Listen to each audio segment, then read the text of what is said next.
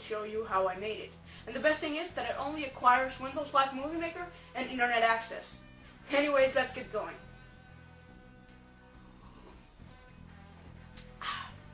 That's some good tea.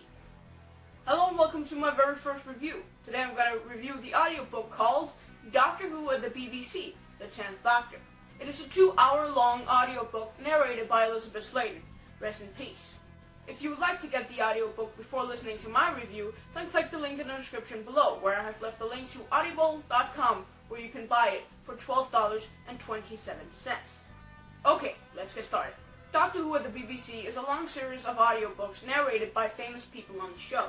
I picked this one because, hey, you gotta start somewhere. And David Tennant is my favorite Doctor. But of other Doctor Who at the BBC audiobooks, there are A Legend Reborn, also narrated by Elizabeth Sladen, The Plays, narrated by Sophia Aldred, who played Ace on the show, and an entire series, volume 1 to 8, with the different Doctors.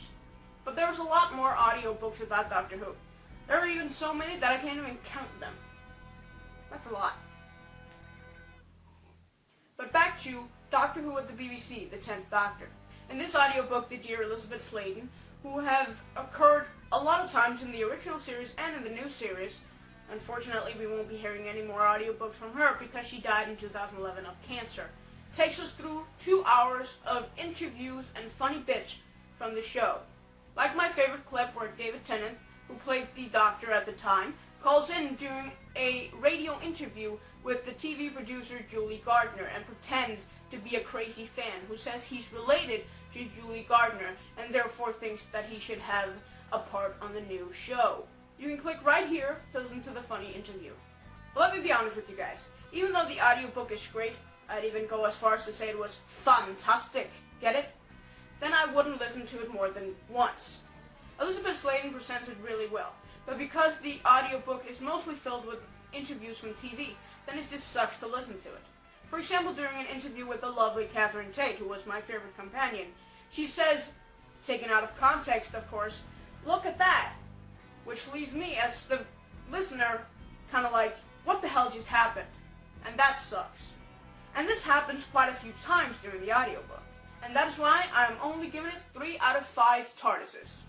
But it's not only because of that. It's also because after like an hour of the audiobook, it begins to get boring. Because not that much exciting is said about the show. But let me make it clear. This audiobook is great and I would recommend it to everyone who is a Doctor Who fan. But if I had a TARDIS and could go back in time, I would probably not have paid actual money for it. Just saying. Anyway, that concludes my review of Doctor Who at the BBC, The 10th Doctor. I hope you liked it. If you did, then be sure to click the like button and leave a comment below telling me what kind of Doctor Who related videos you think I should do next. Also, I was really happy a couple of days ago when I found out that the 106 missing episodes from the 60s with the first and the second Doctor had finally been recovered in Ethiopia somewhere. Anyways, link to the article in the description below.